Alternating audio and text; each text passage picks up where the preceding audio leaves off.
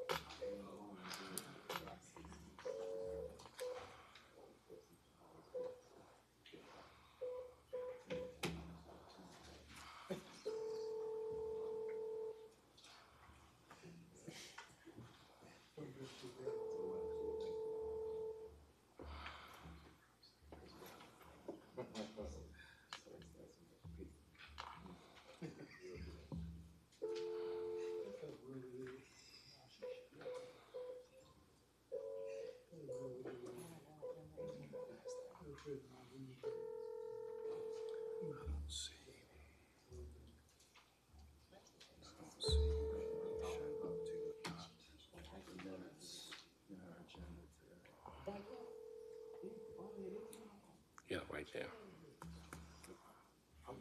On the old business.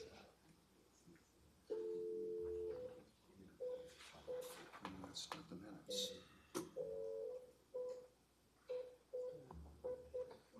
That's not the minutes. This is the revised agenda. This is the minutes. Good morning. How are you? Sister, I know you didn't want to get out of bed. Well, no, we're all good. It's all good. We're in the meeting. And, all right. Well, you have it on speakerphone. Mr. Plunkett, are we okay now? Okay, thank you so very much. Chairman Wilhelm is outside of the state and also outside of the jurisdiction. She's in California. We'll start with the first agenda item, the roll call. Ms. Bonner? Yes, sir. Thank you. Mr. Wimley? Present. Mr. Lewis? Present. Mr. Coleman? Present. Mr. Powell? Present. Mr. Fouché? Present. Mr. Bryant? Here.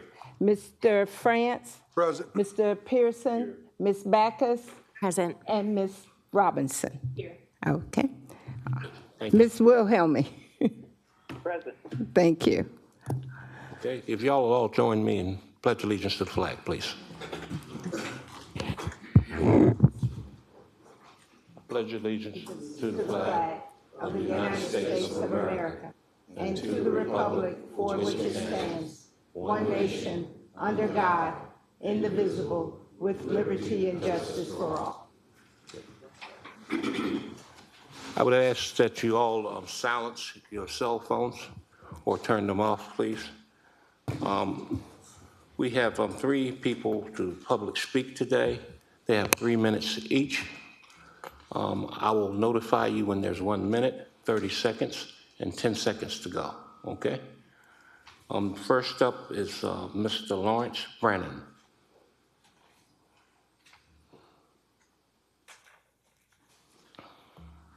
How you doing?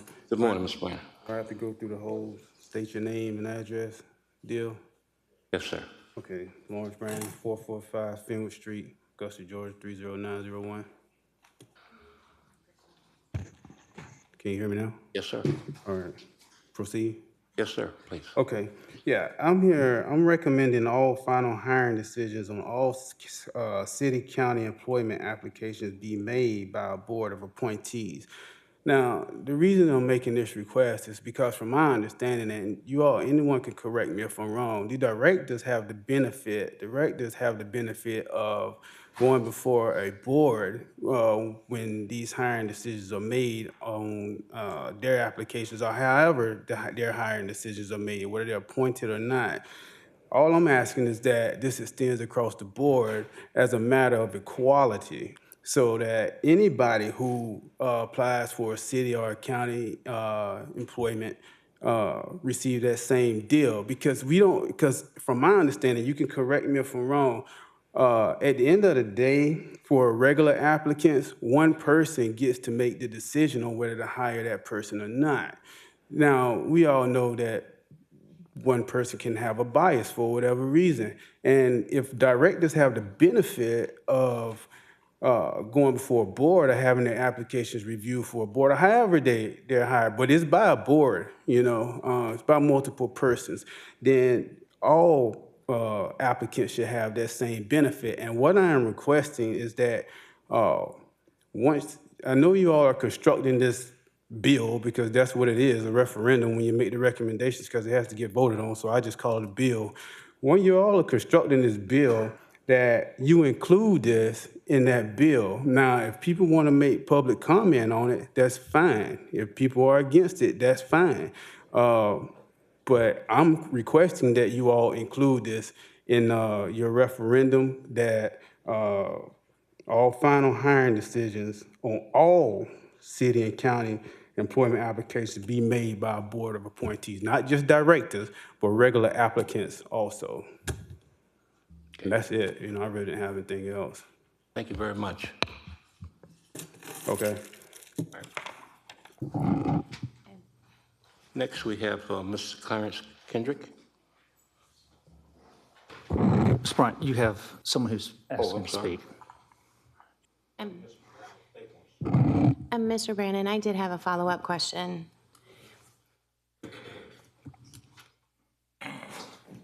So I don't know that we're on that part of the charter yet, working on that. So if we don't discuss it right now, I just want to assure you it's not because we're ignoring your request.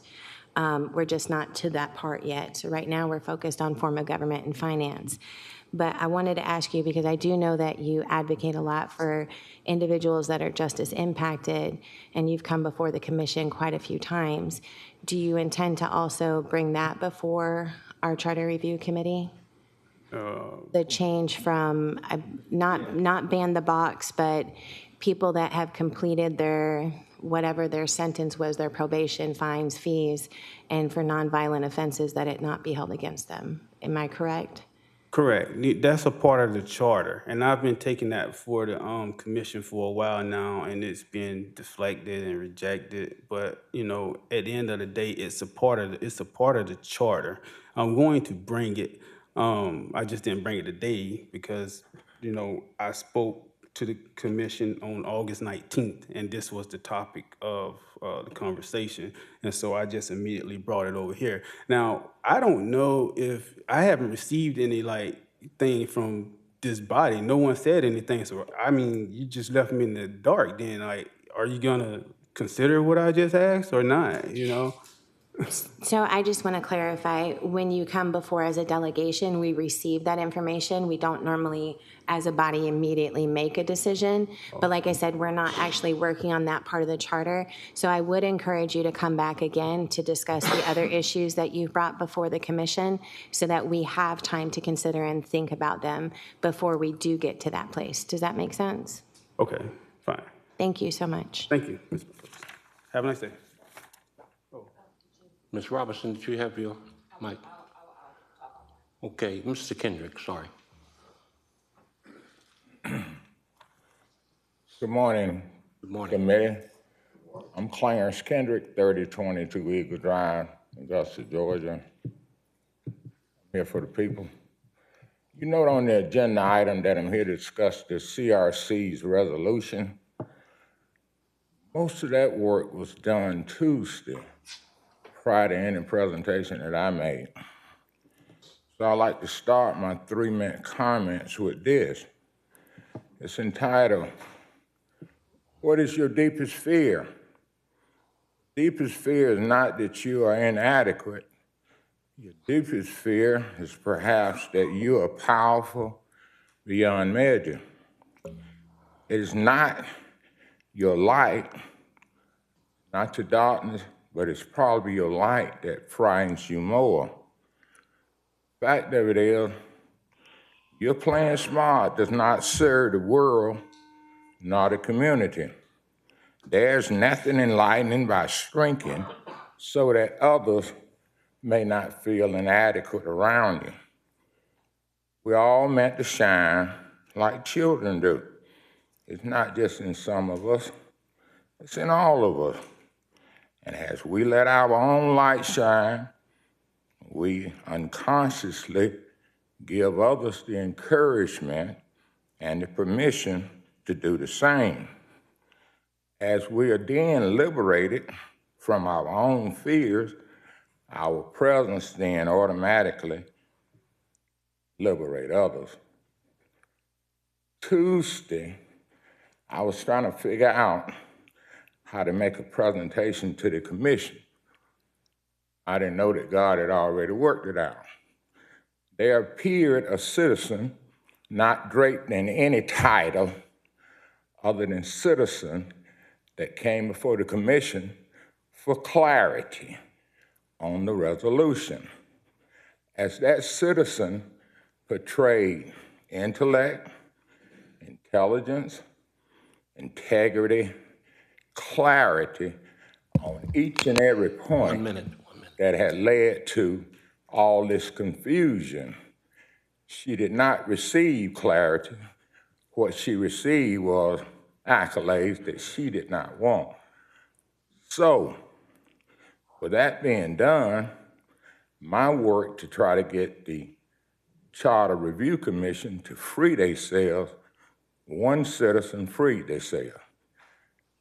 I will start in where I began. It's not your darkness, but it's your light that frightens you. You're playing smart.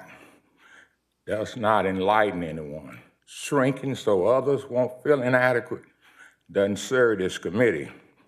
We're all meant to shine like children. It's not just in some of us, it's in all of us. And as you let your own light shine, as a citizen does, you unconsciously encourage others to do the same. I thank you, Ms. Barker. Thank you, panel. Thank you, Mr. Kendrick. Mr. Todd. I'm sorry, did you? I'm sorry, Mr. Moore. Yes. Come on up, Mr. Todd. I just got a couple of quick ones based off the gentleman speaking about the events at the commission. And I have a question for the lawyer, if I may ask. Okay. Mr. Turner, since you was at that meeting yesterday, to try to give me some clarity, the question was this an ad hoc committee, which means we have a special purpose. And so the question is, who owns this committee? Does the legislation in Atlanta own this commission, or does this committee, or does the commission own this committee? Mr. Plunkett, please. I'm not entirely sure I could agree with the concept of owning the committee, but this is a committee that was established by the consolidated government, by the commission. It is to prepare any recommended changes to the charter with the assistance of the Carl Vinson Institute in terms of them helping to draft. That report is then provided to several organizations, but it is, I don't think it is using the word, if we could use maybe the word controlled, maybe instead of owned, I think that Okay, might be. we use control then. But I don't think that the General Assembly or the legislative delegation or the commission, county commission, controls this body. You're independent. And so it is the way I interpret the resolution and all the other things is that the intent is for y'all to be independent of the commission's influence or any other party's influence. You may take advice or information, as you're doing today, but it is y'all's purpose is to deliberate and come back with what this body believes to be appropriate changes to the charter. So I'm not trying to be overly legal. Sometimes I'm accused of that, but my goal is that you should not feel that you're controlled by any body in that regard. You're independent. And I apologize, I don't have my, after Tuesday, I had pulled out my resolution, and I'm afraid I left it at my home office, but I believe it's one of the first ones that says this is an independent body in that resolution. Okay, well, I'll take control out of the question. Yes, sir. And the reason my question is this: the commission is the one that formed this committee. Am I correct? Yes, sir. Okay, and so therefore, by their vote, they formed this committee. So by their vote, they could dissolve this committee. Am I correct? Don't go too legal now. I would think that the commission could modify their resolution, which could impact this committee. For instance, we know that the resolution says that that the report's supposed to come back by March, I think 31st or something like that of 2026, unless it's extended. So I think as a byproduct of that, if they wanted to dissolve the committee, they could. Okay, so that's the point. They can't dissolve this. So therefore, the life expectancy of this committee is based off whether the commission wanted to continue. I would respectfully disagree with the premise that you're saying. So are you saying then that even though the commission voted in to form this committee, that it cannot turn around and vote to dissolve this committee? I'm not saying that. And I'll tell you what that's leading to, because I did not understand how the legislative body, Atlanta, got involved in this before the commissioner could get involved with the final results of what we have, or what we come up with. I am not familiar with the legislative delegation or anyone in Atlanta being involved in this. General Assembly. General Assembly. But You're out of order. You're So that's where my question is going. but to the extent that, again, I'm not familiar with it. Maybe there has been communications, but I would assume that many people have communicated with members of this board, citizens. We have heard multiple times people on the street or neighbors making comments.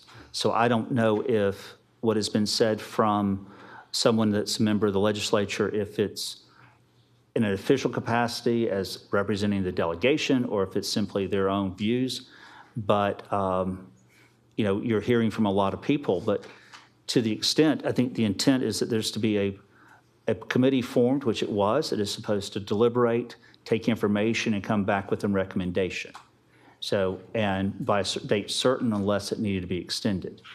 That's what the resolution addresses. So my final point would be this, for what you just said. I could get in my car, drive to Atlanta, get an appointment to see the governor, tell them what I want here. Because you said anybody can go talk to the legislative body, or I can go talk to local delegation and say, this is what I want, because I'm a citizen, and anybody can talk to them. Is that the way it normally works?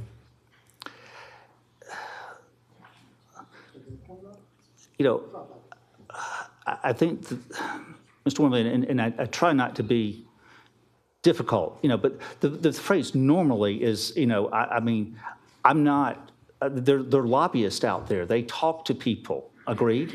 So I don't know if you're saying if a lobbyist talks to someone, is that normal? I know that people oftentimes reach out. I'm more familiar with local government than I am state government. But I would imagine that people from time to time talk to their senators and their representatives about issues. And so, is that normal? I would say that it's not, I don't know how common it is, but I don't think it's abnormal that someone speaks to the representatives. So would someone go to talk to the governor about what they want? I would not think they'd be talking to the governor about this body's review of something. That would seem, this is just Jim saying it, but I would think the governor would not really take a lot of stock in what's during a deliberative process, what to do or not to do, on, September, on that issue. Okay. So I'm sorry I'm not being very responsive to your question, you. but to your original question, yes, I think that theoretically the commission could dissolve this if they felt that that was appropriate. I don't think there's anything in the resolution that intends to do that, and it is not intended to be influenced by them in a direct manner. Thank you. Thank you, Mr. Wembley. I will say it at this time is that we have been charged, and there's a resolution, and we have been going about the work of the subcommittee. And until we are told different, we will continue our work as designed. Okay? All right. I'm sorry, Mr. Todd, please.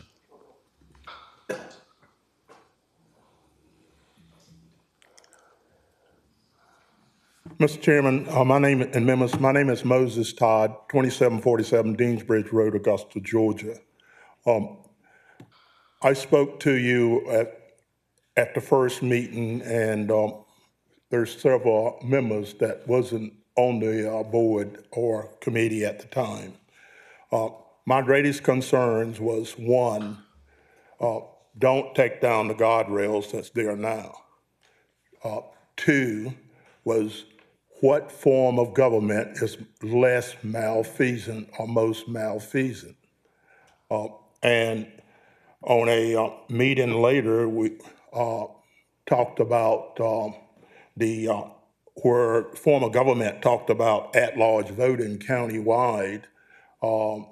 It was a conversation, and I brought up the 1987 lawsuit brought by the U.S. Justice Department against the old city of Augusta that was CV 187-4, and I've shared this information with the chairman of the committee and the legal counsel.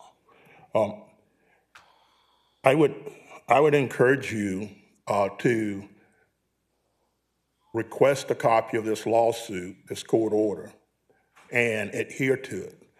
Early on in the process, I suggested that you be sworn in. There was a reason for that, that you would adhere to all constitutional law and federal law and local law. I note at Tuesday's meeting, there was a lot of flack given by District 8 Commissioner about individuals like myself appearing before you and giving you constructed suggestions or constructive criticism. Well, I take offense to that, and actually, if I wanted to, I probably could pack the room with folks wanting to comment. But the leadership in the community is taking up on itself to comment. There was a question several meetings ago about how did my people feel about it? Well, Moses' peoples is all of the people. So District 7 is showing you how they feel about it in the survey, District 3, and so on. Thank you, and certainly I'd advise you again to maybe get with the legal counsel or Carl Vinson and deal with this 87 lawsuit. Thank you very much, Mr. Yes. I should have said District 10, not District 8, Commissioner. Okay, thank you, Mr. Todd. Okay, seeing no questions. Under old business, Ms. Bonner, I have a couple revised copies up here. One says motion to adopt proposed language for the general provisions. Is that where we are? Yeah, on the agenda? Yes, sir. Okay.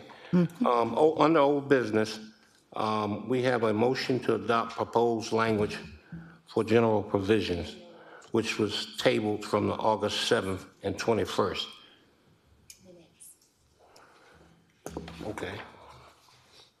They need to be added to the agenda, They need to be added to the minutes, but you can do that at any time during the meeting. okay, well, what we'll do then, because I did have approval of the minutes, so you have the minutes before you. Is there a motion to accept those minutes, please? Question, Mr. Chairman? Yes, Ms. Robinson? I move that we accept the minutes from the previous meeting. as Okay, given. it's been moved by Ms. Robinson. Is there a second? Second. There's a second by Ms. Pecos. Now for discussion. Is there any discussion, Mr. Fouché? The minutes reflect that Carl Vinson Institute was to draft language adopting a professional council manager form of government with ICMA accountability presented at the September 4 meeting and/or after a meeting. Does Carl Vinson have that language available for us today? Should we discuss that language before we accept the minutes? That has nothing. I don't think that's not right now. That's not a part of the minutes. The minutes just highlight the discussion that was had. Action taken. So based on that, that's just action. Okay.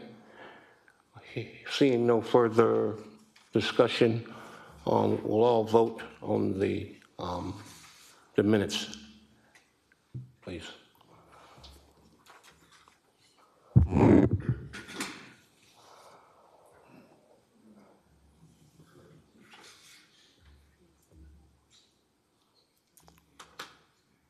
Mr. Pearson, how are you voting?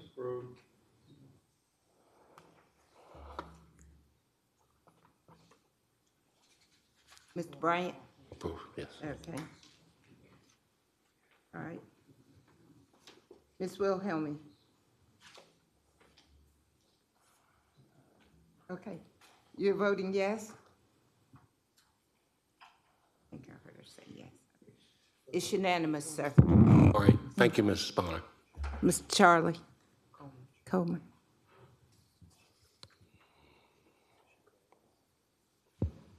Okay. Let me see. Now, That motion is unanimous. Okay, the motion has carried unanimously. Okay. Now, under old business, there was a motion to adopt proposed language for the general provisions. That was tabled from August the 7th and the 21st. What action do we have there? I would make a motion to adopt. It's been moved by Ms. Pecos to Second. adopt. It's been seconded by Ms. Robinson. Is there any discussion of the motion? Seeing no unreadiness to vote, you all cast your votes, please. Mr. Bryant? Yes, ma'am. Yes. Pearson?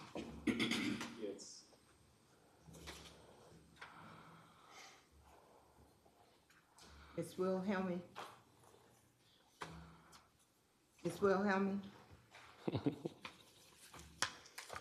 You're voting? Can't hardly hear you. You voting yes or no?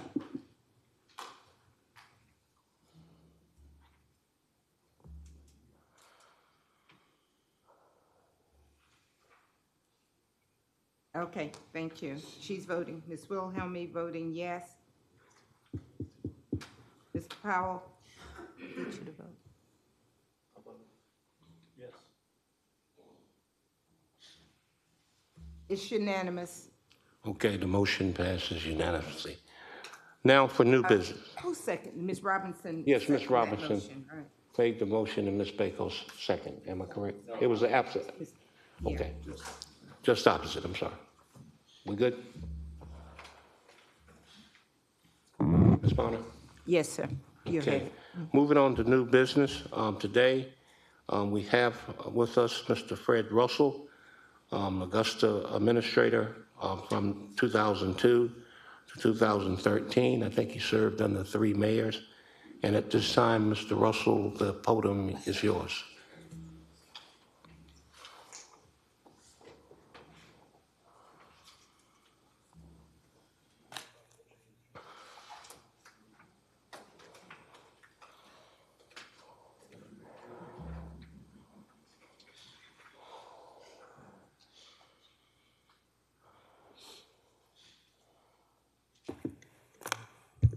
Thank you, Mr. Vice Chair and members of the committee.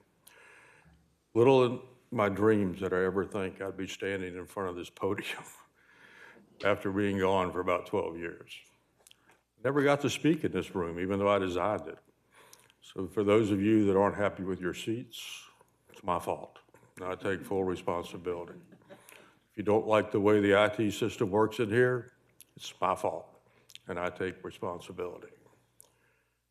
But that's all I'm going to take responsibility for. Everything that's happened since I left is nothing I had anything to do with. The good things they need to be proud of. And some of the confusion that just occurs with government is part of government. You know, I think we need to recognize the current commission because they were bold enough with enough vision to suggest this action take place. 30 years, nobody had the, I want to say guts, but there's probably a better word for that, to challenge the charter that was written to solve a lot of problems, and it did. When I first got here, first thing I did was look at it and decided that it was lacking. But after conferring with some experts, one of which is sitting over here on the left, that wasn't a battle I was willing to fight because I knew what it was going to create. And it has. But you're here. And the commission needs to be patted on the back greatly for that. You elect commissioners for several reasons. One of those is their vision. The other is their leadership. And one that's sometimes forgotten, but it's probably the most important, is their ability to work towards a consensus. Their ability to work towards a consensus. Because without that, nothing in any political world comes to pass. When I was lucky enough to be appointed executive director of the Virginia State Crime Commission, the first day in the office, I was taken around by the Speaker of the House. And he taught me some political lessons that have been very valuable ever since. The most important of which is we went into a committee room. And he said, count the seats in the front. Take that number divided by 2. Every time you come in this room, you need to have that many friends, or you're wasting your time. Don't let people waste your time. It's one of the most valuable resources you have. That works here too. The rule of 6. That's how things get done. Let me assure you, they don't have to be the same friends on each issue, and they differ wildly. But that's part of the game. That's part of the process. That's part of what needs to be done. Because of your interest, because of the people that you represent, they all have different approaches and different aspects and different goals. Secondly, I'd like to thank you for being willing to put yourself into this process. Because like it or not, you've become public figures with all the trials and tribulations that come from that. Guess what? You're actually responsible for what you get done. And will be held responsible for what you get done or don't get done for the remainder of your life. It's a big deal. Some of the first people that sat up there, individuals, thought better of their acceptance because it was more than they were willing to give. And that's totally understandable, and I find that surprising that more of you didn't leave because you're committing a lot, not only your time, your efforts, also your thoughts and your wisdom and your leadership. Let me suggest to you that being back here brings back lots of memories. Commissioner Williams back here was the gentleman that made the motion to hire me. Commissioner Williams was the man that made the motion to fire me. He did what he thought was right both times. And you've got to really respect that. I'm not too sure that he did me a favor when they hired me. And I know they did me a favor when they fired me. But he did what he thought was right. And that's the most important thing that anybody in this room can do, is what you think is right. There are other people in this room that are facing the same dilemma you are. The commissioners present, we're depending on what you do. Let's talk about the legitimacy of why you're here. You know, most city managers, when they get fired, they go off to some other place. And I understand why, because I had to watch for 12 years what happened in this room. Some things I'm very proud of, and some I keep shaking my head as, why in the world are they speaking hour after hour after hour about cutting the grass? It's real simple. You could fix that with 3-color pencils and a map on who cuts what. But yeah, that's just my way of managing versus hours of discussion, I guess. Very important that you are legitimate. And you keep hearing over and over again that we never voted for any of these people. That's true. You weren't elected. You even have a deeper responsibility in the fact that you were selected by the people that the citizens elected to serve. And I can almost imagine you weren't selected because of your knowledge of municipal government or municipal accounting or how to revise a charter. That probably wasn't something y'all talked about before you were selected. You were selected because of your leadership. You were selected because of your wisdom and vision. And you were selected, hopefully, because you are able to work to a consensus. You plant your flag on a hill and spend all your time defending it, you'll never get anywhere.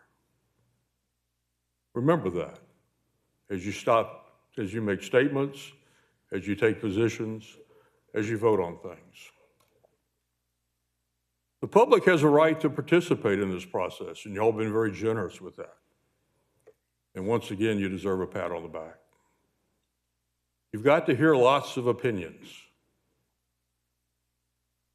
But in the grand scheme of things, you really haven't heard a lot.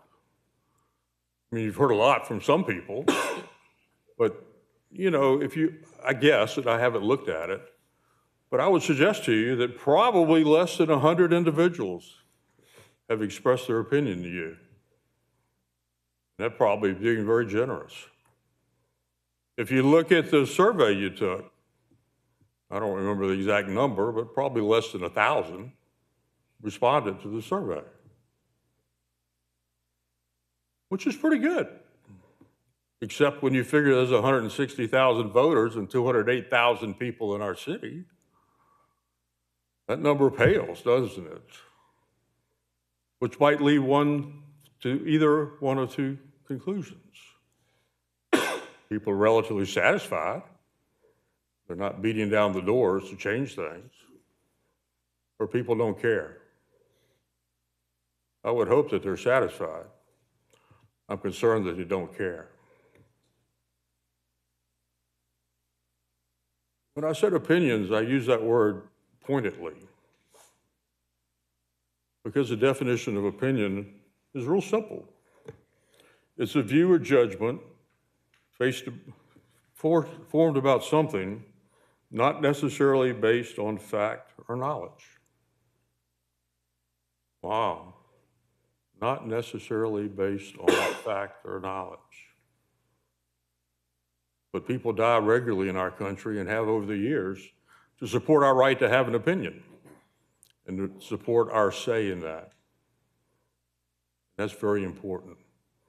These people that come and speak need to be honored for doing that, because they too are participating. That's very important, the ability to participate in our government. Other 159,000, I don't know, but that's the way of the world. Not based on fact or knowledge. After saying that, I'm almost embarrassed to stand up here and tell you I'm going to give you my opinion. But let me tell you where my opinion comes from. Almost 50 years in public service. Working for one county, 3 cities, 2 institutions of higher education, and the Virginia State Crime Commission in Virginia, where I was executive director, working directly for the legislature. You know, I've taught at 4 colleges, and I've come in every day and tried to do my best to serve the communities that I was in. Sometimes I fell short with what they wanted, but I always tried as hard as I could. It's like being a football coach, and you probably already discovered this. Everybody knows how to do your job better than you do. Everybody knows how to do your job better than you do. But they're not responsible. And that responsibility is the key. Because it's easy to criticize when you really don't have any skin in the game, isn't it? Very easy. But when you care about something and you have a reputation and those other things in the game, it becomes a whole lot different ballgame. And I respect each and every one of you for being willing to do that. Some advice I got early as I became a public figure was very, never read your press. They do a good job, and their job is to keep the government straight. And I firmly, approve of that. But don't read it. If you want a friend, get a dog. Because some people that were your friends before this aren't going to be your friends after this. And the people that become your friends because of this are somewhat suspect. And something I learned the hard way is when you go to the grocery store, buy the frozen food last. Because somebody's going to stop you between there and the checkout counter, and you're going to spend an hour listening to somebody's opinion, and the ice cream's going to melt. And I understand that, but when you take it home, when the kids see it, they don't really understand what's going on. But that's Daddy's job. He's supposed to listen to people. But why'd you let the ice cream melt? That all being said, I think sets the tone for where we're going to go in the next few minutes. I greatly appreciate your attention. And at the end, I'll be willing to respond to questions. I think part of this is respect. And if you would let me speak, I think I might answer some of those questions prior to the end of my presentation.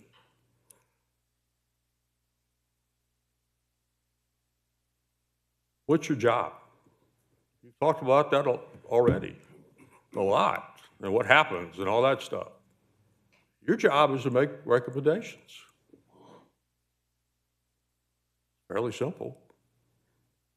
You are probably more knowledgeable about the charter than any other persons in our great city.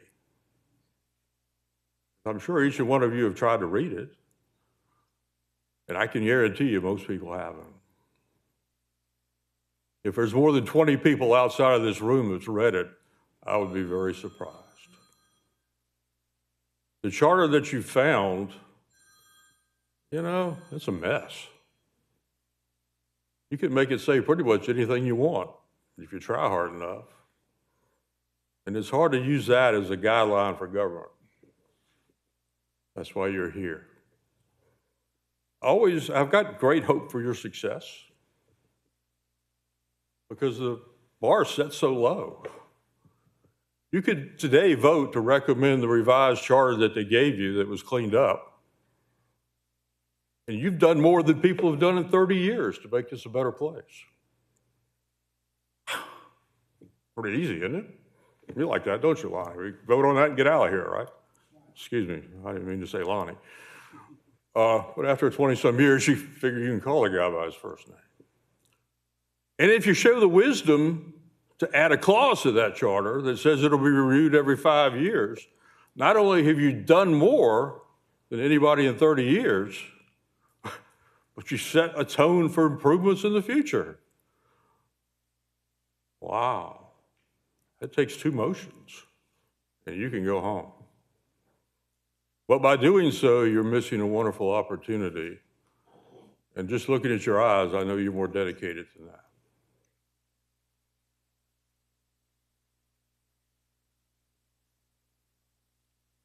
One of the problems that most new commissioners and y'all have suffered from is there's no magic pill that makes you an expert on anything when you get appointed or elected. You're still the same people that you were. You're not an expert on municipal government. You can hire them. You're not an expert on municipal financing or anything like that, but you can hire those people. We go back to the verbiage of you elect or appoint wisdom, leadership, and the ability to come to a consensus. That's all you need. Throw in a little common sense. It's a deadly combination, isn't it? In a good way.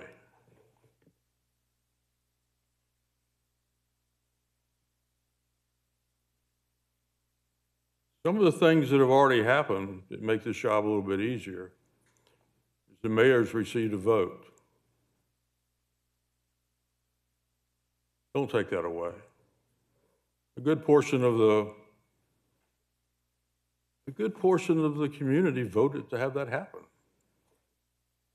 And what it does is an important thing. It makes the mayor relevant in the conversation. The 3 mayors I worked for were nice people, wonderful people. But they weren't really relevant to what was going on because they couldn't participate. While being a leader is a wonderful thing, being a leader with a vote where you're actually on par with the people makes life a whole lot simpler and moves forward. There's nothing more frustrating to have somebody walk out of the room or abstain when we're looking at a very important issue. I don't mind you disagreeing. My God, Marion and I probably disagreed more than we agreed. But the things we agreed on got passed because they were things that 5 other people agreed on. That's important. They compromise. That's what politics is compromise. And don't think you're above politics in this room. My definition of politics is the interaction of 2 people. So when you got 11 of you up there, politics is rampant.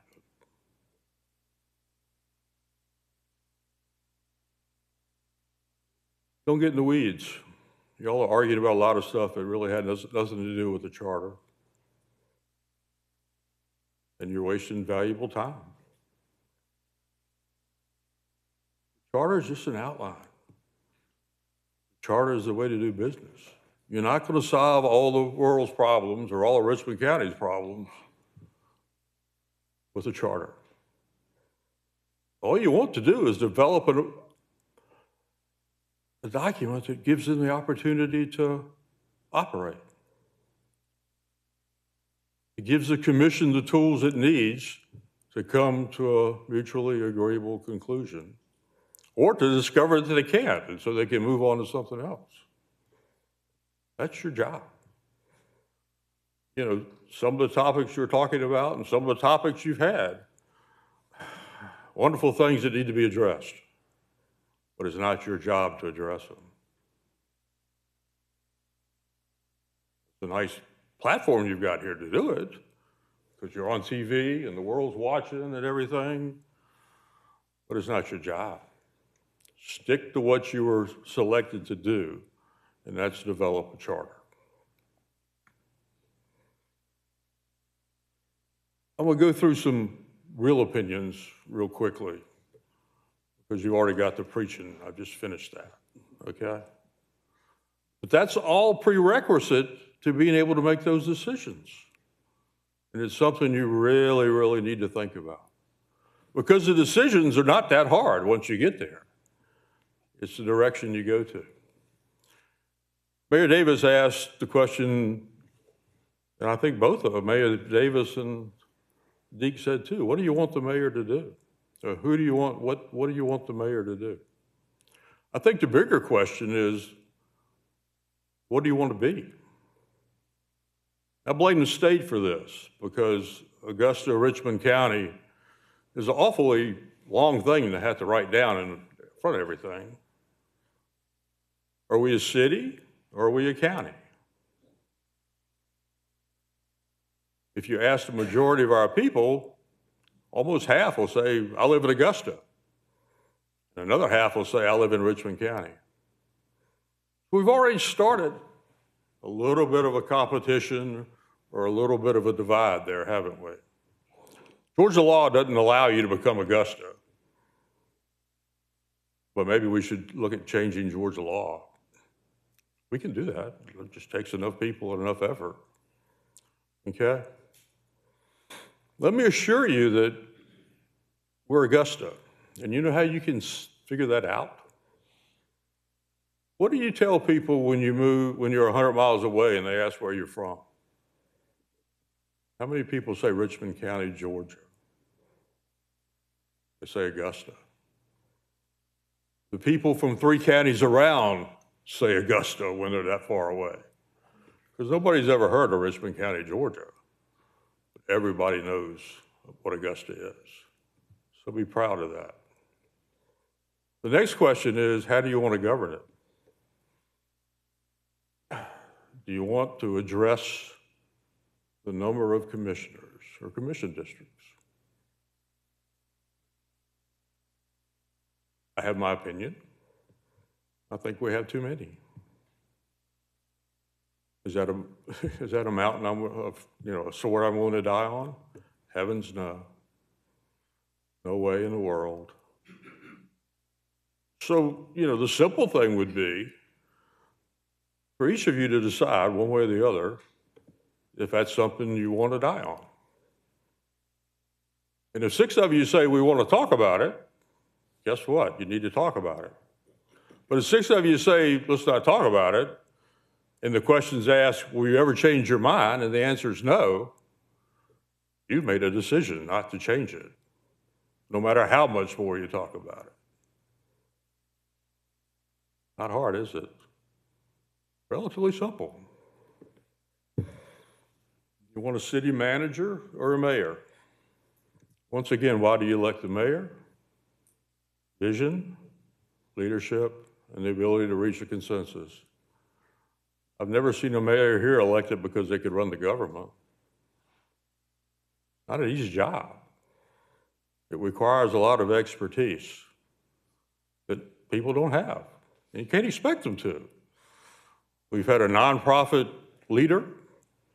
We've had a TV news reporter. We've had a preacher. We've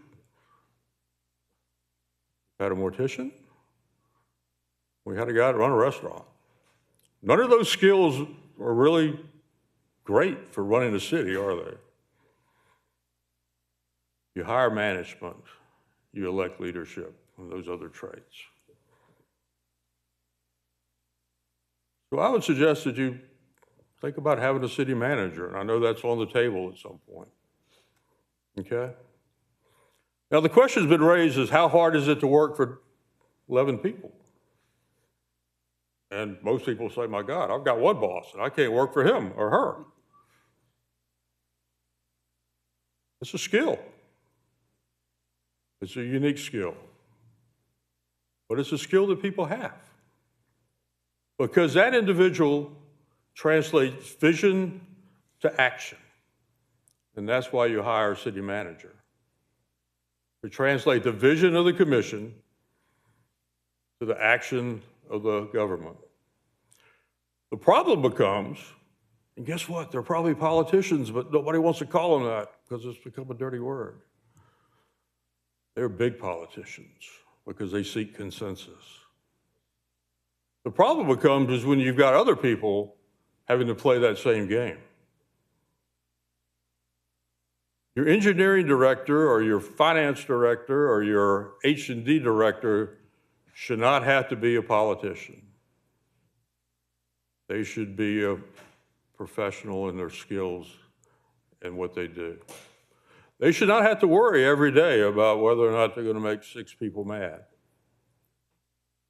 They should have to worry about doing their job and being responsible for that job. Okay?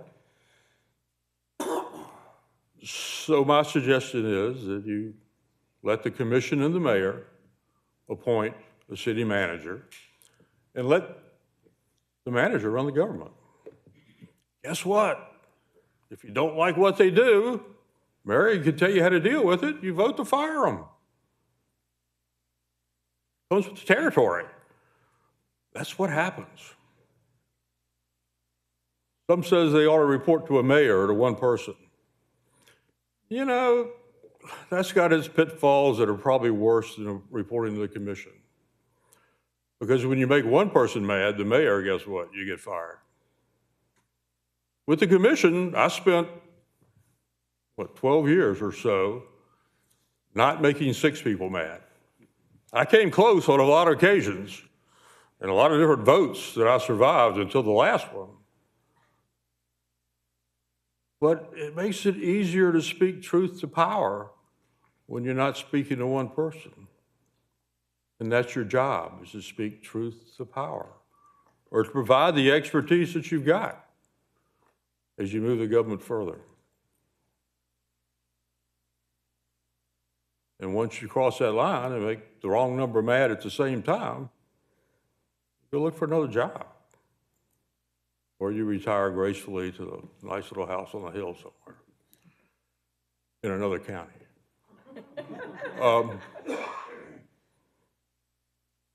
So that's my view on that, okay?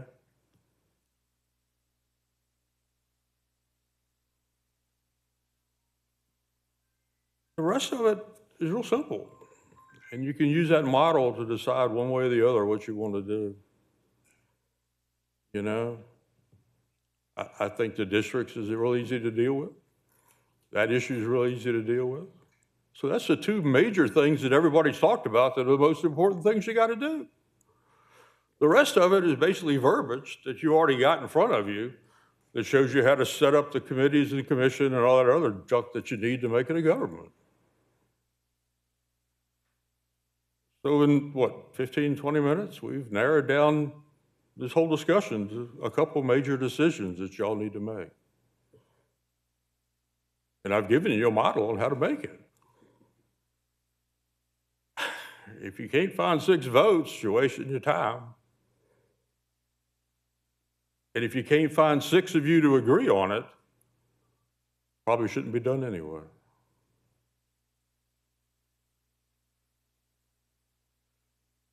Obviously, after 12 years, I could go on for hours. And some of you, unfortunately, listen to me do that, Lonnie. I'm sorry. But I'm not. Because it's your job to do this. It's not mine. You've paid these people a lot of money to help you. I got a bottle of water. The advice is probably just as good from either of us, because no matter what your educational background and training, it's still an opinion. No matter how much experience you've got serving on a commission, it's still an opinion. And no matter how many years you've served in the trenches, it's still my opinion. I've left out a lot that's probably important. I was taught early in this thing, when Lonnie starts scratching his chin, it's time to quit. Have I got a few more minutes, or should I just go ahead and hang it up while I'm here, boss? Oh, come on, man. You can make a decision. I know exactly what you want to say. You got Sit plenty of down and time. shut up. I know what you want. Take your time. Once again, leadership, vision, and the most important of all is the ability to come to a consensus. The rest of it's gravy for the world. You're listening to a bunch of opinions, which is a wonderful thing. It's a shame everybody doesn't have one about our government. but it's just an opinion. There are a whole bunch of people that don't have them or don't care enough to come support them. And never forget how important what you're doing is, because you have the ability to set the course for Augusta, hopefully for the next 5 years, if you took my earlier advice, versus 30 years. You know, I've got all kinds of examples, but how many of y'all are driving the same car you had 30 years ago?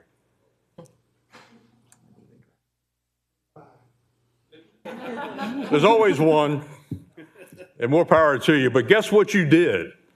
You did maintenance, you replaced things that broke, you dealt with it the way it came, and you maintained it in ability so you can still drive it. If our government had done the same, we wouldn't be here today. Like the way I turned that around? It's true, isn't it? Thank you, Lonnie. We practiced that well. We did not, just for the record, we did not talk about that whatsoever, even though it's a good deal you got there. Don't ever lose your sense of humor, too. That's pretty important in these jobs. It's not always going to go your way. And some days you're just going to lose. Losing the ability to laugh at yourself is probably the worst thing you can do. I'm tired. Y'all not paying me much to stay much longer. But if there are any questions or comments, I would be more than happy to try to answer those with my opinion. Fred, thank you very much. Committee members, I'll try not to miss anybody, but first, Ms. Backus. Thank you, Mr. Russell. I appreciate your input. I have a comment and then a question. I just want to point out, you said that there's two groups of people as far as why they aren't involved and participate. People that don't care or that are satisfied with the way that the government's going. I just want to suggest that there's a third group, and those are people that have lost hope. Kind of like they say, spouses, when they stop arguing, when your spouse stops fighting with you, it's because there's no point in talking in a space that you don't think you're going to be heard in. And I kind of think that that's the saddest one of all. If I can respond individually to this, I think you're absolutely right, but I clubbed them together because I was taught to simplify things. Gotcha. And I think they are a big part of that don't care group anymore because they have lost hope. So I think you're exactly right. And then my question for you is regarding administrator versus manager. What do you feel, or who do you feel should be responsible for hiring and firing, specifically the department heads? The manager. And can I ask you why?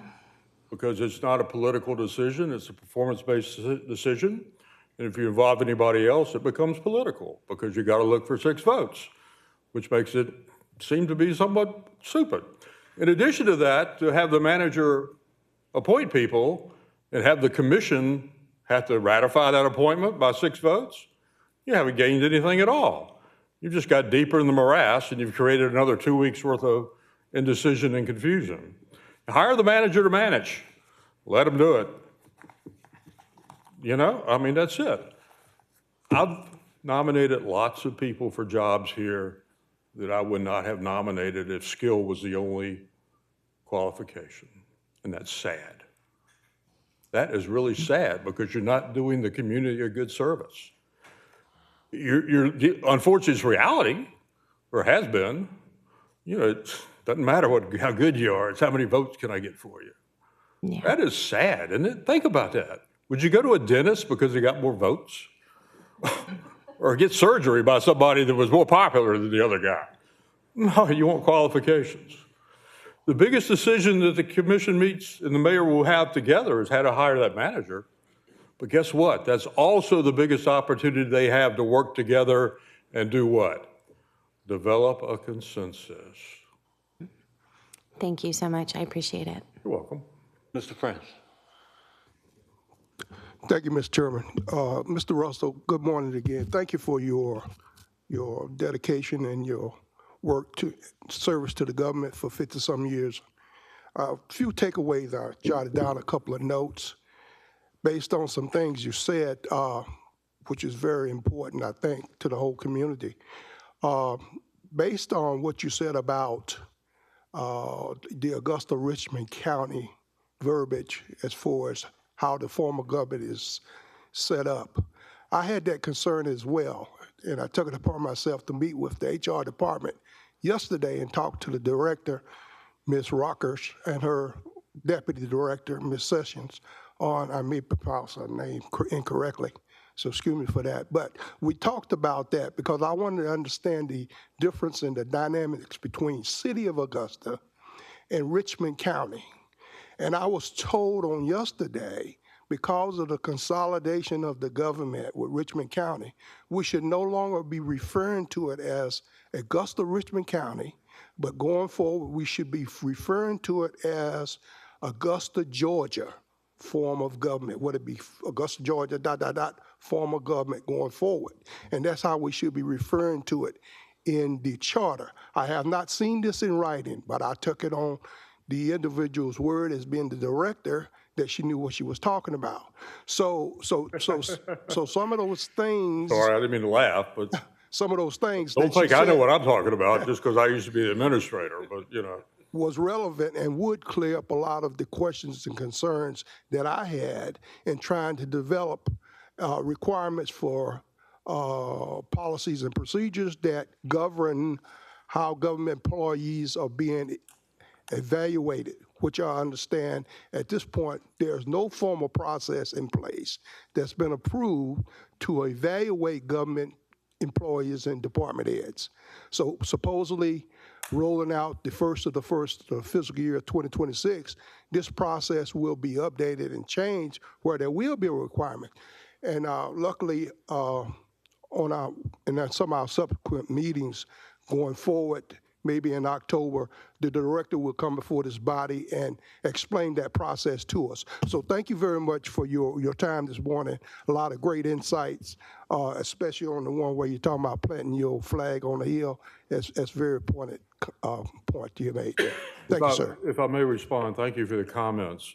I think unfortunately the great state of Georgia makes it somewhat inappropriate for us to be Augusta. In Virginia, where I came from, cities and counties were separate and distinct. So you could actually live in a city without being in a county. Our consolidation makes it really complex. I would suggest that outside of this, if you're concerned, you might want to reach out to your delegate and say, you know, 150 years ago, that was pretty good language, but right now, since we're combining and merging and all that stuff, it's somewhat antiquated, and maybe you'd be willing to propose a bill that would help fix some of those issues.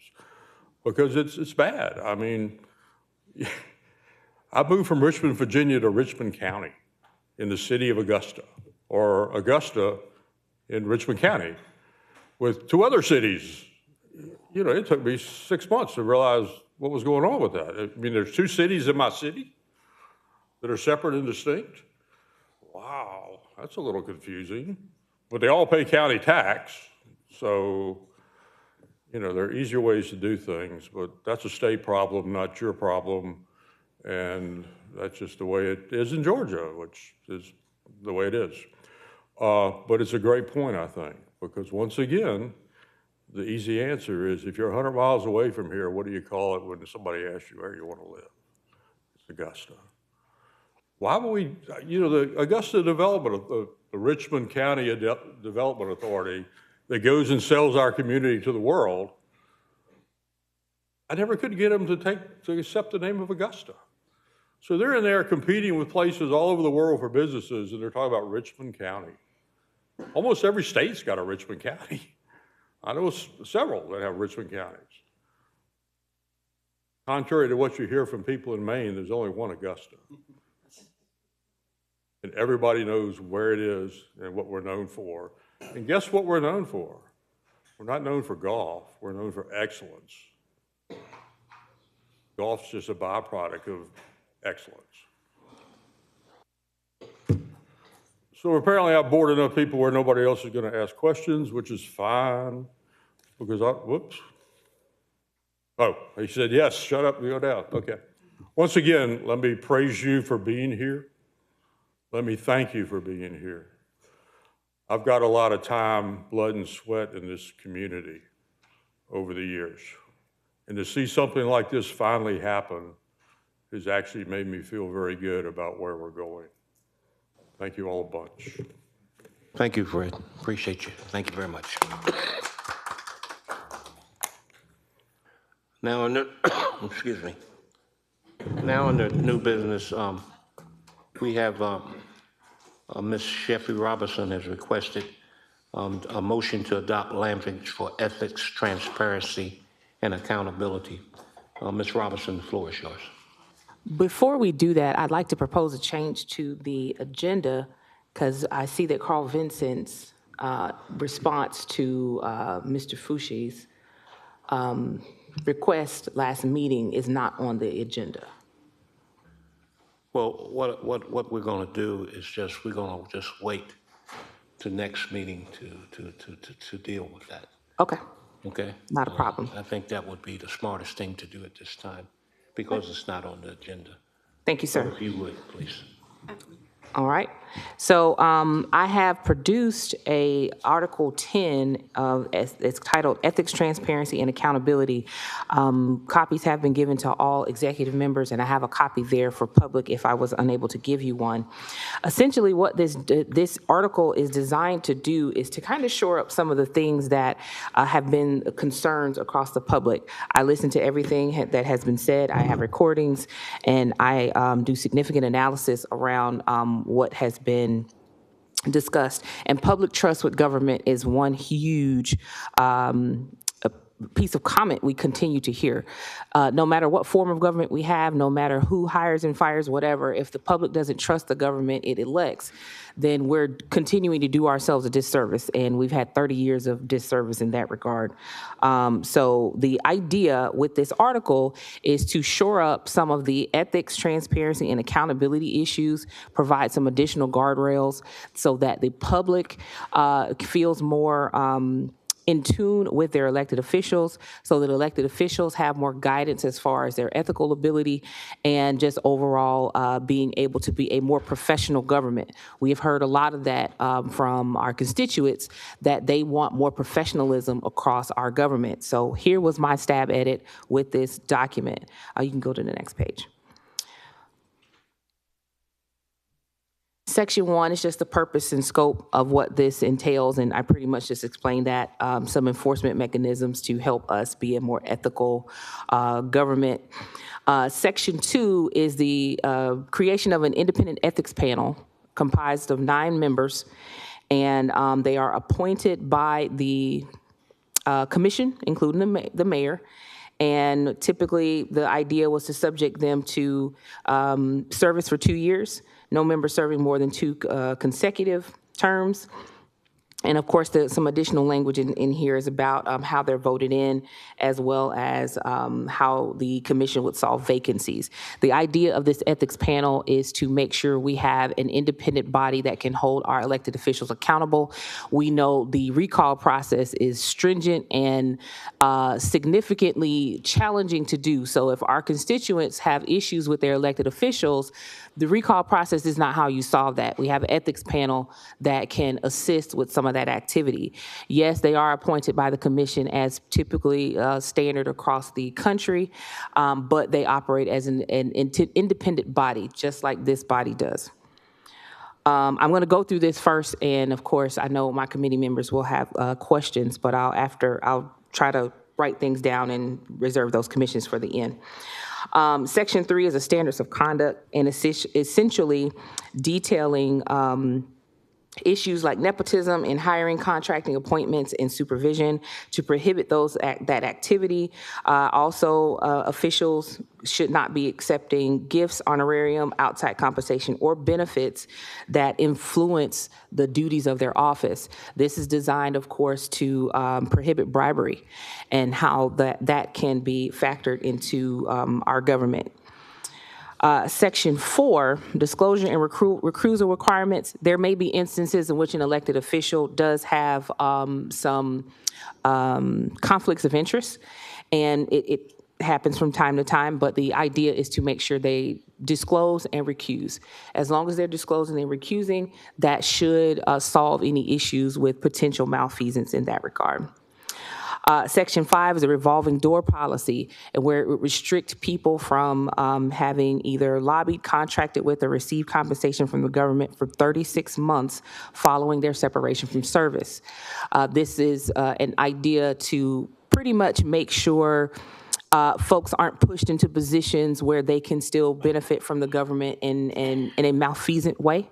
So that process is put in place to restrict a revolving door. Section 3 is mandatory ethics training and ACCG certification for elected officials. Again, people are talking about the professionalism of our elected officials. If we require a certification process, hopefully this can assist in that. We know to become elected, you do not have to necessarily have professional expertise. But if we want our elected officials to lord over people who do have professional expertise, it is only necessary that they have some type of expertise as well. So that is the design for Section 6. Section 7, this allows for the ethics panel to have an anonymous complaint mechanism so that any malfeasance can be reported by our constituents, by employees, by anyone who has information to provide. If we are to be held accountable, if our government is to be held accountable, we have to have that mechanism for people to report. Section 8 is procurement transparency, making sure that awards to vendors are upheld by actual ethical standards. No gifts or gratuity to people who, have one of those 6 votes that help somebody get a contract. And ongoing contracts should be rebid every 5 years to ensure compliance and cost savings. This allows for contracts to be updated, giving cost of living increases, just increases in general with inflation. Also to make sure the government is always constantly looking at cost saving measures. Section 9 gives the ethics panel the an independent audit, integration with the independent auditor so that they can coordinate with that auditor to make sure financial matters are up to par. Section 10 is a whistleblower protection. If so happens that somebody does file a complaint, this article will protect them and their job if they have to report something and it saves them from retaliation. Section 11 is constituent access. One thing I've heard from quite a few people across the district, and some districts have great participation from their commissioners, others not so much. And people like, I can't contact my commissioner. Phone calls and emails aren't working, they're not responding to me, things of that nature. So the idea of 11 is to make sure commissioners or constituents have a little bit more access to the commissioners. I do recognize that the commission job is typically part-time, but this kind of sets a stage of some things that can be relegated to make sure constituents feel like they can speak to the people that represent them. One matter in here was office hours, and that could be literally an hour a month. It doesn't have to be, like you're sitting 10 hours a day or anything. Public availability at posted times where constituents can access them, and then town halls at least twice annually so that commissioners can update their constituents on what's happening in the government. Section 12 is about quorum activity and quorum integrity and the prevention of quorum busting, meaning abstaining from votes, walking out to prevent votes from happening, things of that nature to make sure we are holding. It's on the back. Are you missing a page? Okay.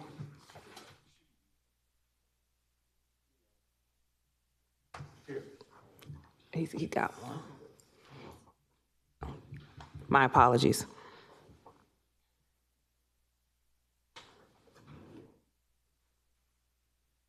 Section 12 is designed to make sure elected officials aren't pretty much throwing tantrums and walking out.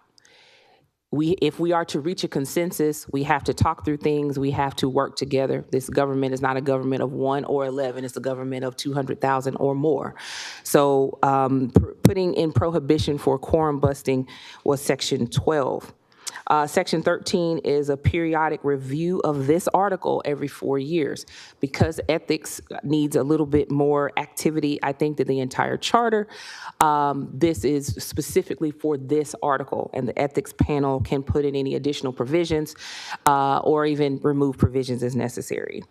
Section 14 is consequences for noncompliance with violations up to criminal referrals should there be malfeasance that is criminally applicable.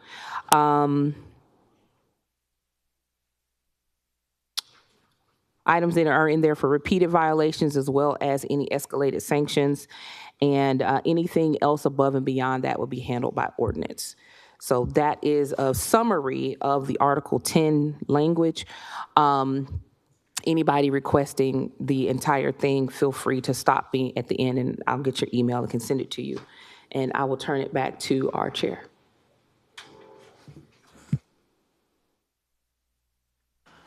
Thank you, Ms. Robinson. That's a lot of work, and I appreciate you taking the time. I know you work very closely with Chairman Wilhelmy and also with the Carl Vinson. I thank all of you for this type of work, a very good document. With that being said, I'll now entertain questions from the committee. Ms. Bakos, please.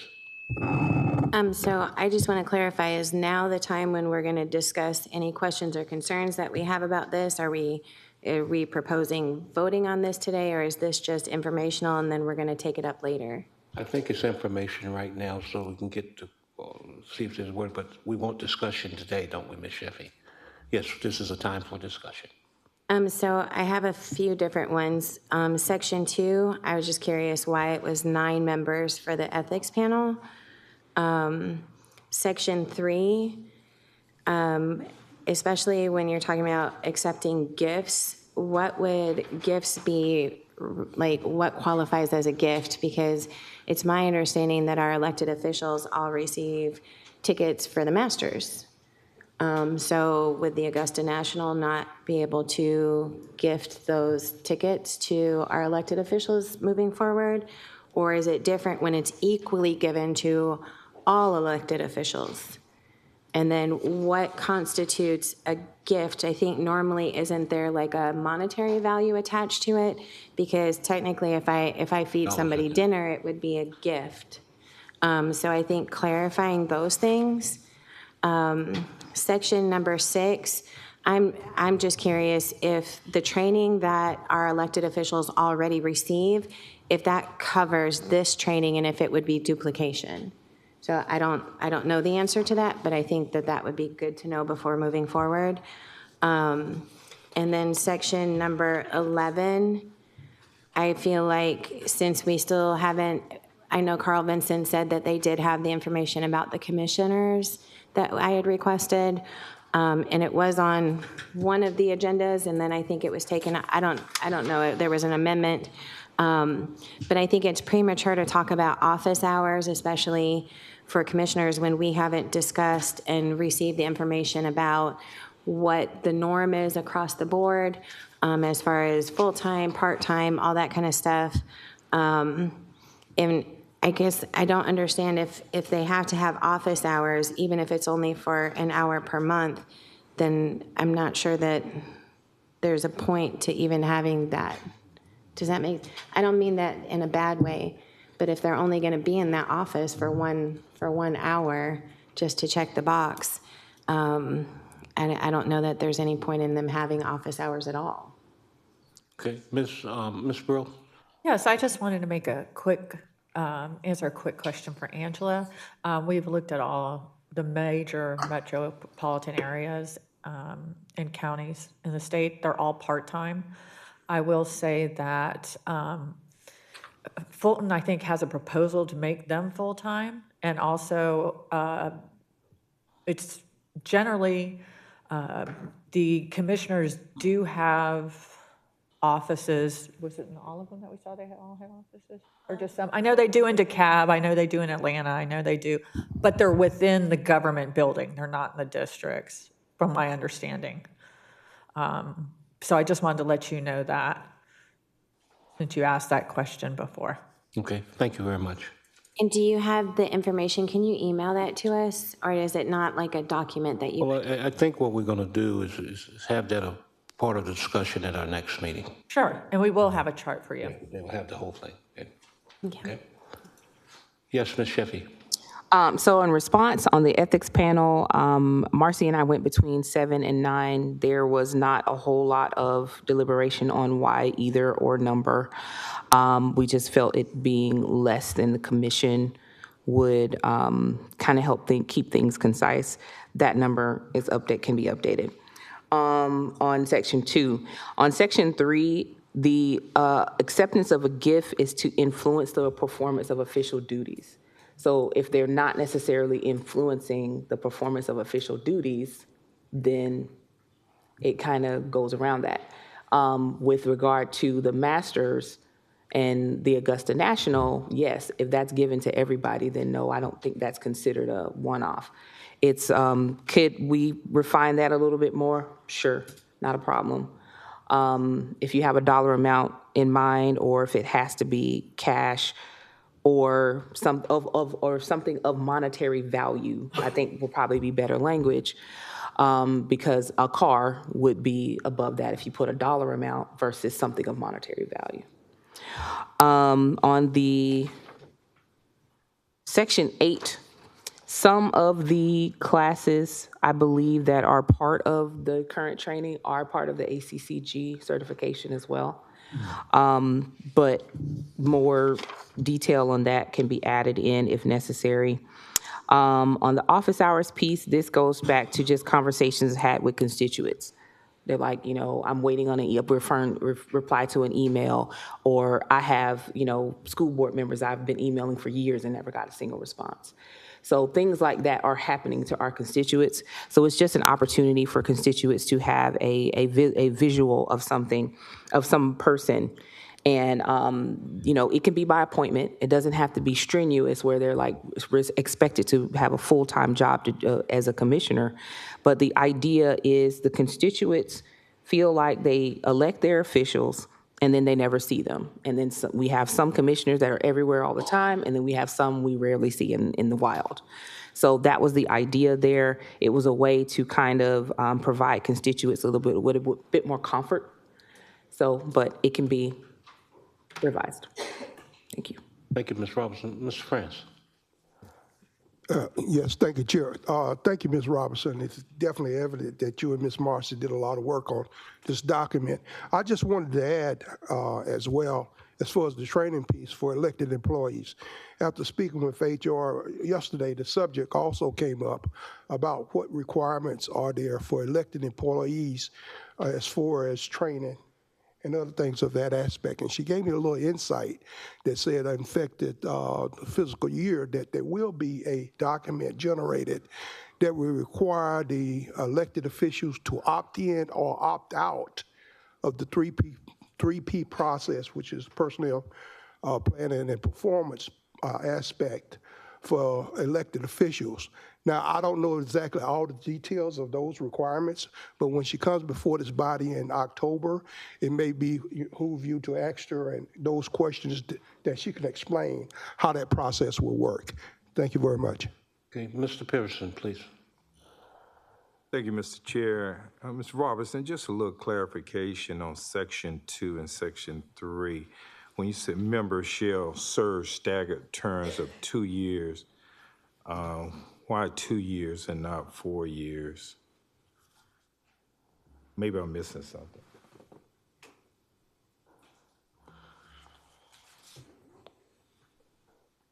Chairman Bryan, she's waiting. Yes, please. I'm sorry, Ms. Robinson, please. No problem.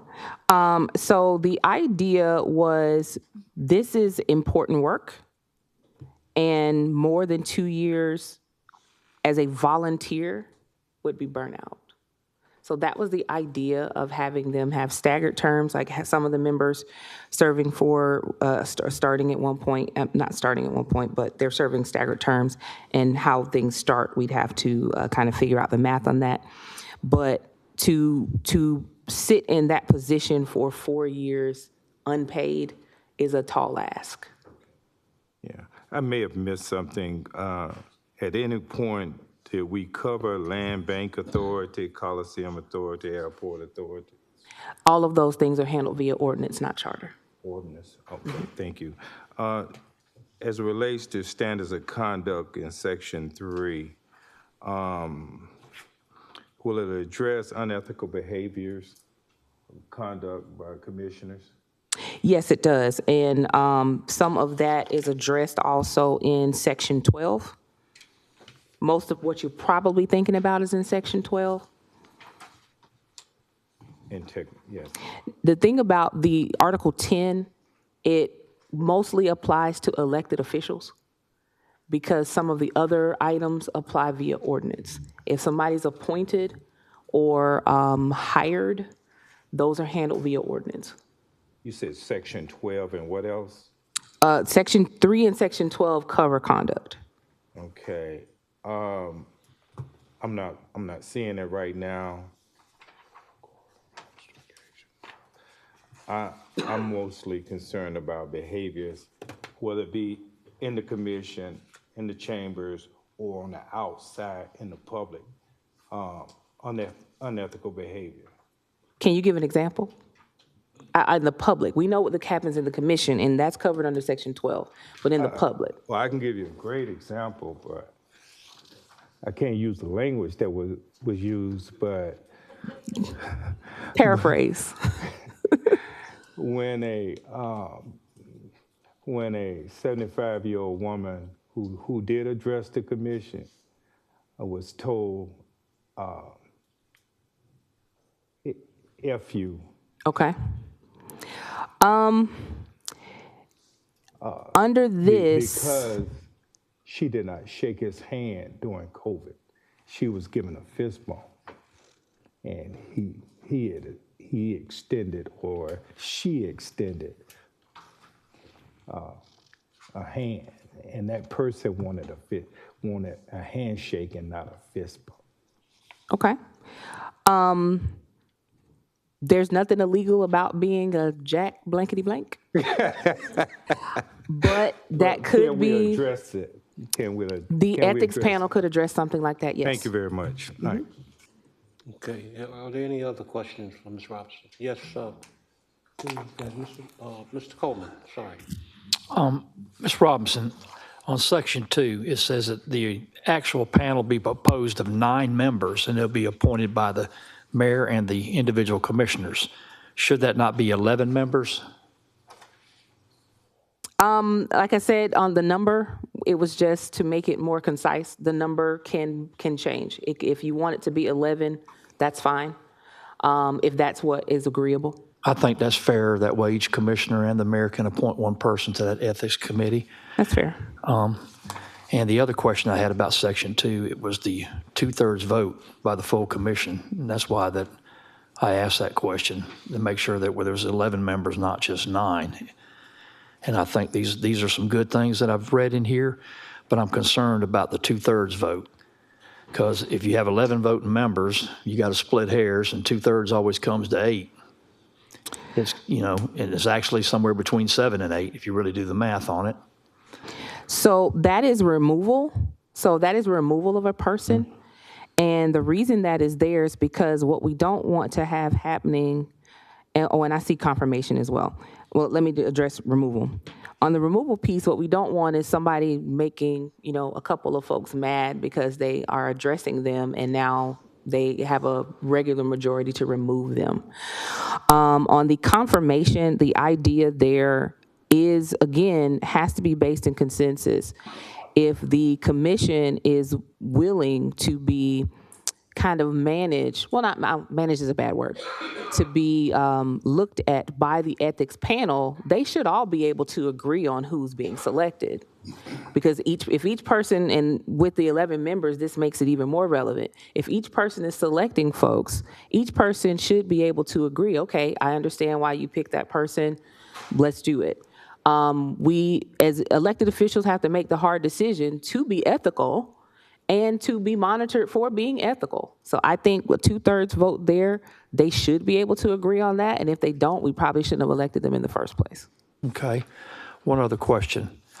On Section 12, the quorum, integrity, and accountability. And I agree with this strongly. I just need a definition of 2 unexcused absences. We need to define what an unexcused absence is. Sure. So on that first sentence, it discussed kind of what could be an absence. Not the first sentence, second sentence, I'm sorry. Acceptable causes include medical emergencies, family crises, official travel, and other reasons approved by majority vote and recorded in public record.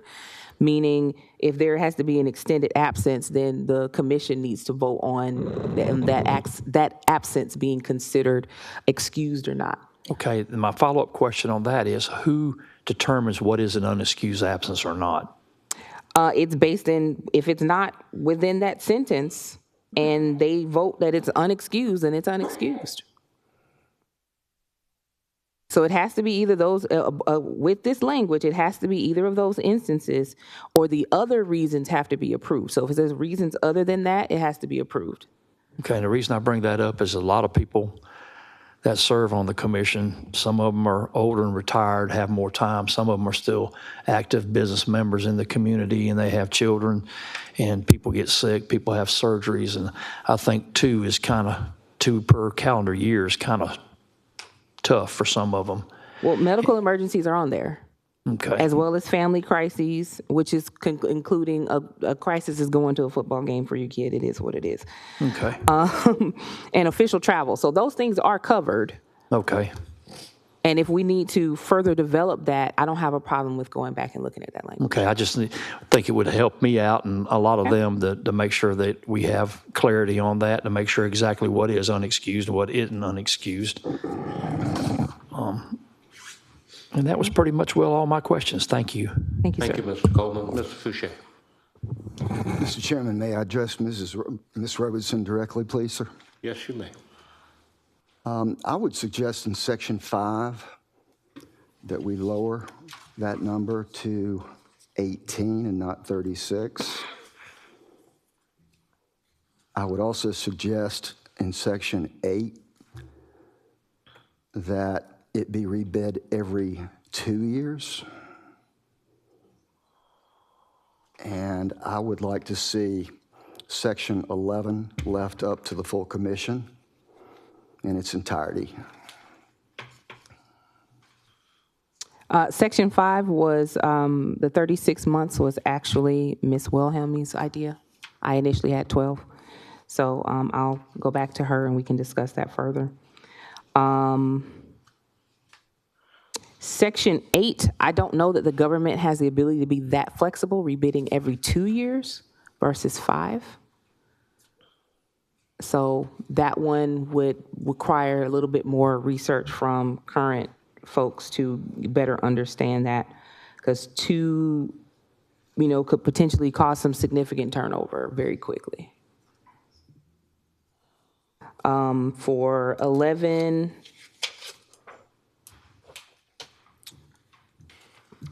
your comments are noted. I beg your pardon? He said your comments are noted.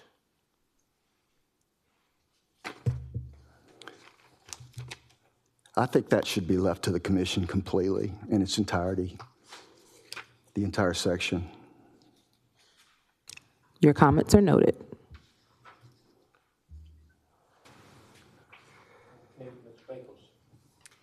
I just wanted to follow up on number 12 with what Mr. Coleman was saying. I think one of the concerns, and I skipped past that, so I'm glad that he brought it up, that even the part where it says it'll be grounds for censure by a 2/3 vote, if it's an ethics document, but then it still requires a 2/3 vote. Like, I don't know what the correct answer is for that same thing. Like, as far as the acceptable causes to be absent, other reasons approved by a majority vote, I just feel like that leaves a lot of wiggle room for potential unethical behavior, actually. So I don't know the correct answer. Those are just concerns that I have. Sure. So the 2/3 vote is on either the absences or quorum breaking departures. The reason the 2/3 vote is there is because there are instances because we can't account for every scenario. But in the middle of a commission meeting, whomever is on the dais at that point probably has more ability to make a judgment call of whether this is actual quorum busting or there's an emergency or somebody needs to leave. So the idea of that is to kind of leave it up to the commission in that moment to decide whether this is an actual unethical activity or it's just an emergency and we're willing to deal with it in the moment. Because what we can't make up for every scenario, and we do have to leave wiggle room open for in the moment activity. Okay, thank you. Mr. Wimberly. Mr. Chairman, I just have a question for Mr. Roberts. Yes, please. Did y'all consider for number 11 constituent service department or some service? A lot of elected officials and governments are going to having a constituent service department to answer a lot of the issues you have in So number 11. Section 11. My apologies. I apologize for speaking over you. Constituent services wouldn't go in the charter. It would be an ordinance. Yeah, but that's how it would be handled, though. It would be handled through that. It wouldn't necessarily be an ordinance. It would have to be, it would be established an department rather for it. Was that discussed as in how to handle some of this? It was, and the idea was more so how do we kind of firm it up so that it isn't just left to the ordinance to solve, because we see already in our current government, if they don't want to go with an ordinance, it just won't. Or even pieces of the charter that are there, they're just not doing it because the extension of it is required in ordinance. So the idea was to put some of that language in the charter so that it kind of solidifies it, and the ordinance can be used to handle additional pieces of that. Like, for instance, the district accessibility, that can be handled completely in ordinance. Absolutely, it could be. For me, I'm more on the line of the town halls being in charter, just because you have whole districts who have voted for their person and haven't seen them since. The other two pieces, I'm not married to them at all. It's just more, how do we make constituent services more accessible to people? And it's an opportunity to hold our elected officials a little bit more accountable. Okay, thank you. Seeing no other questions for Ms. Robinson, thank you very much, Ms. Robinson, for your work. And Marcy, thank you in California. Thank you so much. With that, Mr. Plunkett, please. Mr. Chairman, I'm going to assume this is going to be accepted for information purposes in just a second, but I might make a suggestion, if it is okay with Ms. Robinson and the board, is that it may be beneficial for the Carl Vinson Institute, and I'll be happy to help if they would like. Some of this is more of the nature of charter, and some of it may be more in the form of an ordinance. As an example, and I've got some notes, and I'm not going to go through all of them, but one of them is that this is to be reviewed every 4 years.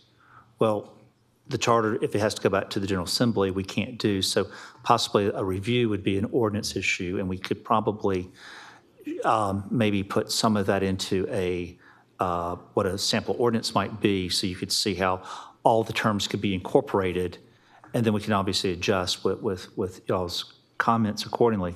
The other thing that major question I had is there supposed to be an appeal process? Because much of this is the ethics body doing something to commissioners, potentially commissioners, could be employees as well. But is there any appellate process intended so that, I'm not going to say there'd be a rogue panel, but someone dislikes a particular commissioner and they, you have the ability to find them and things of that nature. Is that appellate, is that to the courts, or is that to the full commission, or not at all? Because I think that's something we would need to incorporate. I think the work effort was a yeoman's task. I've done some of this in the past, and it's hard to start from scratch. But there's, the whistleblower stuff is really kind of a federal statute, and so we may or may not have to, have all that in there. But, and as an example, there is some litigation over non-competes, and so you're kind of creating a non-compete out there. So that stuff may be more appropriate for an ordinance issue, or like the value of a gift. Y'all were talking about this, Ms. Backus raised that issue, and you have a value of gifts, but you also have the appearance of impropriety. And that's a huge, wonderful term in law. We love that. But the idea is that, if you put a dollar amount in today and we don't review, go 30 more years, a $25, $50 gift today, that's dinner, that may be so insignificant. So that may be something that you put more toward an ordinance. But if the maker, should y'all do this, if there was a motion to direct the Carl Vinson Institute to kind of put this into a little bit more charter-esque and ordinance language that may be helpful for y'all to see how it might actually appear. Because I think these are more conceptual thoughts, and we could probably help put those into some formality. I think that's a great idea. I think Ms. Sheffy and Marcy both would agree this has been a working document. Appreciate the work that they've done, but I think we would be remiss if we didn't ask you as legal and Carl Vinson both to weigh in with the jargon and making sure that it's up to snuff wherever we need it to be. So I appreciate that. And if it's appropriate at this time, I would entertain a motion from this committee to have legal and Carl Vinson further wordsmith this, if that's a word. Can I get a motion to do that? Brother Chairman, I motion that we have Carl Vinson and the legal to review this document and provide input. Okay, it's been moved by Member Francis. Second. And it's been seconded by Mr. Wembley. Seeing no unreadiness to vote, please vote yourself then.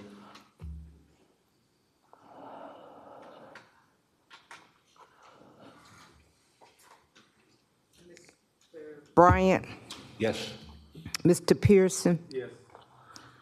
Ms. Wilhelmy? Ms. Wilhelmy, you still there? She probably asleep.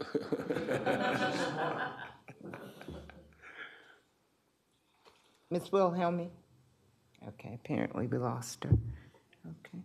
That motion carries with Ms. Wilhelmy out. Okay, so the motion carries. At this time, before adjournment, if you would let me, there will be no subcommittee meetings this afternoon.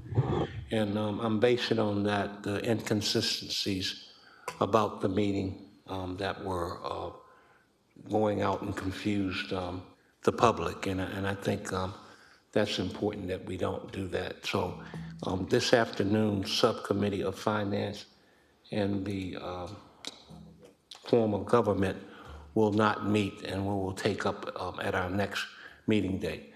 I would also ask that this committee be cognizant of the time that Ms. Bonner spends on trying to get these things together, and I think we're not her only task. So please, spend time making sure we go through proper channels and getting stuff to her on time so that we may make sure that we are making sure the public is aware of that at that time. I just want to end with this before I entertain a motion for adjournment. Yes, Ms. Bakels, I'm sorry. So I know a couple of members and I had briefly discussed the rules of procedure and the bylaws relating to how our agendas are submitted and how our motions are added to the agenda. I understand we basically copied the rules of procedure from the commission, but the commission works very different than we do. So I personally feel that leaving it up to an individual member to add their item to an agenda where those chairs don't find out until the agenda is officially released, it can stunt the flow of how the meetings are supposed to go. Because if I have it scheduled, that same subject for the very next meeting, then it's more appropriate for it to wait then. I think the bylaws and the rules of procedure also are a little bit conflicting as far as who the agenda gets submitted to. So technically, according to the bylaws, I'm supposed to, as the secretary, prepare the agenda. But one thing that I did discuss with our subcommittee chair, Mr. Fouché, I don't remember if Mr. Powell and I discussed it, and then also with Ms. Wilhelmi, is if they can submit their agendas to me by Thursday at a certain time, then I send one email to Ms. Bonner, so she is receiving one email instead of her being CC'd on 20 different emails. Okay. And I think it gives some clarity. If you and Chairman Wilhelmi and the subcommittee chairs get together, and let's work this out, and then just make it happen. It's not a big deal. We just need to make that happen. Yes, Mr. Plunkett, please. You know, I agree that there's the bylaws and the procedures were based on bylaws that were kind of samples from from Carl Vinson, and the procedures were easily known for us, and so we did adopt basically the Augusta version of that. There's not actually an inconsistency, but there is a flow. And so under the rules of procedure, an individual person could submit a agenda item to Ms. Bonner. It certainly is easier to go through the chair of that subcommittee or alternatively to the secretary, but fundamentally what's happening is that if you as secretary receive everyone but one item that went to Ms. Bonner, when you're submitting that to Ms. Bonner to publish, she would advise you of that issue.